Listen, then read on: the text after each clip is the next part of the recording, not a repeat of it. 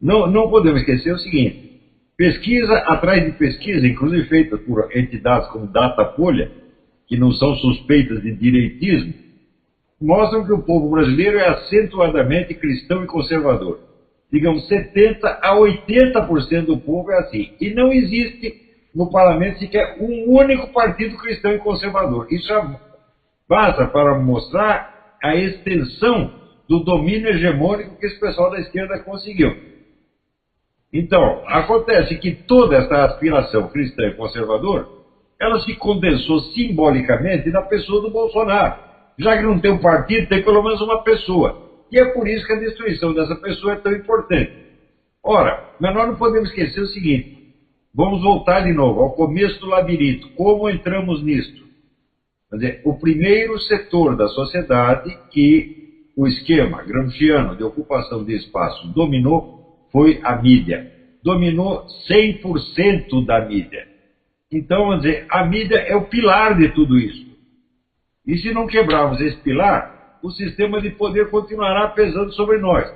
Por isso que eu disse, você quebrar, vamos dizer, o prestígio de uma coisa como o Globo ou Folha é infinitamente mais importante do que tirar 200 presidentes da República. Você tem que atacar o poder na sua base e não na sua casca. Não adianta arranhar a casca. Você tem que ir no coração da coisa. Ora, o coração é mídia e educação. Foi esses os primeiros pilares que eles fundaram e que estão lá até hoje. E que geram, então, criam gerações inteiras de analfabetos funcionais sensíveis às palavras gatilho. Por exemplo, a palavra golpe. A palavra golpe tem uma longa história nos anais do esquerdismo nacional. Né? Isso mostra que, inclusive, de certo modo, a própria esquerda se hipnotizou a si mesma, porque continua interpretando os acontecimentos de hoje nos termos de acontecimentos de 50, 60 anos atrás, porque eles não foram capazes de se atualizar. O próprio pessoal da esquerda não está entendendo direito o que está acontecendo, mas ainda tem instinto de sobrevivência suficiente para entender que eles têm que eliminar um Bolsonaro. Então, veja, o nosso problema, o Paulo Ernesto tem razão, temos que reunir as pessoas significativas da direita e começar a traçar uma estratégia. Mas antes da estratégia, existe um treco chamado diagnóstico. Nós temos que saber qual é a situação. É a famosa pergunta do Marechal Foch. Do que se trata? O que está acontecendo? Se nós não sabemos nem o que está acontecendo, como traçar uma estratégia? Veja, em 2003 eu criei uma primeira iniciativa de criar um diagnóstico unificado. Eu reuni 12 estudiosos e disse, vamos traçar aqui a estratégia da esquerda na América Latina, nem no mundo em geral, não está nem falando do movimento comunista internacional, só a América Latina. Nós até hoje não temos nem isto. O que aconteceu? A ausência disso provocou o quê? Quando começaram os ataques ao PT, eles se concentraram em dois fenômenos, corrupção e incompetência. Você vê que são dois alvos totalmente aideológicos, ideologicamente neutros. Então, se você os ataca por vias ideologicamente neutras, você salva a ideologia, você salva o prestígio do movimento comunista, e no fim você acaba adotando como heróizinhos do seu movimento antipetista figuras visceralmente, radicalmente comprometidas com o esquerdismo, como o seu Hélio Bicudo e o seu Miguel Reale Júnior. O que é isso? Você já deu a vitória ideológica ao adversário. Você pode até obter uma vitória jurídica. Fizemos o impeachment, que aliás não está feito ainda. Tá certo? E em troca disso você dá a vitória ideológica. Então, olha, nós obtemos essa coisinha, mas a linguagem predominante continua sendo a sua, os critérios de julgamento são os seus, tá certo? E nós não ousamos dizer nada que desagrade os ouvidos esquerdistas. E em segundo lugar, logo em seguida, o que acontece? Todo o ataque que foi movido ao PT se volta agora contra qualquer liderança conservadora que apareça. Esse pessoal está falando mais mal do Bolsonaro do que jamais falou do PT. A violência com que eles estão tratando o Bolsonaro, tá certo?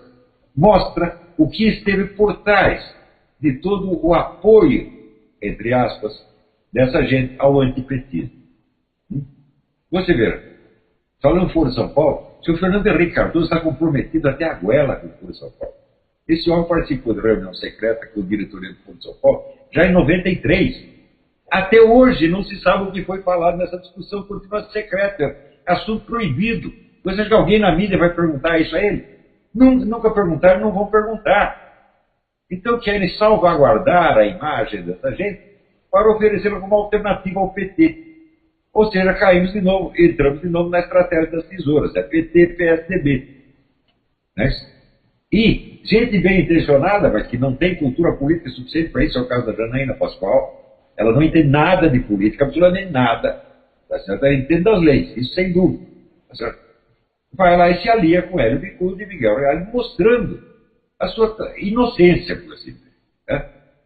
E aliar-se com o Bicudo e Reale é o quê? Restaurar a imagem moral da esquerda como mantenedora da legalidade e da ordem jurídica. Imagem que a esquerda começou a criar nas CPIs de 93. O PT era o líder, né, do movimento por investigações. Vamos destampar as latrinas, vamos limpar o ralo. Isso em 93 eles já faziam isso. E fizeram, então, fama como partido da ordem e da legalidade. Ao mesmo tempo em que já estavam montando um serviço de inteligência, em 93 eles tinham um serviço de inteligência já todo computadorizado, com agentes e informantes infiltrados em tudo quanto é organização estatal privada do país. Eu sei porque eu estava lá estudando isso na época. Cheguei a entrevistar 2 desses agentes para contar como é que a coisa funcionava. Dei dinheiro para eles, eles me contaram tudo. Em 93, ou seja, se o PT em 93 já tinha um sistema de inteligência montado, então foi fácil para eles delinear uma estratégia, tomar o poder e controlar tudo. Nós até hoje não temos sequer esse sistema de informações e já estamos querendo o poder. E vamos supor que a gente eleja o Bolsonaro. Pensa bem, o sujeito entra lá como presidente da República, ele está cercado de agentes petistas em todo o funcionalismo público. E eles vão começar a fazer com ele a Operação Salame no dia seguinte, para quebrar a autoridade dele, como fizeram com o Collor, com uma facilidade extraordinária. Esse Collor é outro analfabeto, não tem a menor ideia do que é política. Né? Ele achou que ele podia jogar contra o esquema organizado a massa desorganizada. Lembra aquele apelo que ele fez ao público? Vamos sair às ruas com verde e amarelo e tal, sai todo mundo de preto. Né?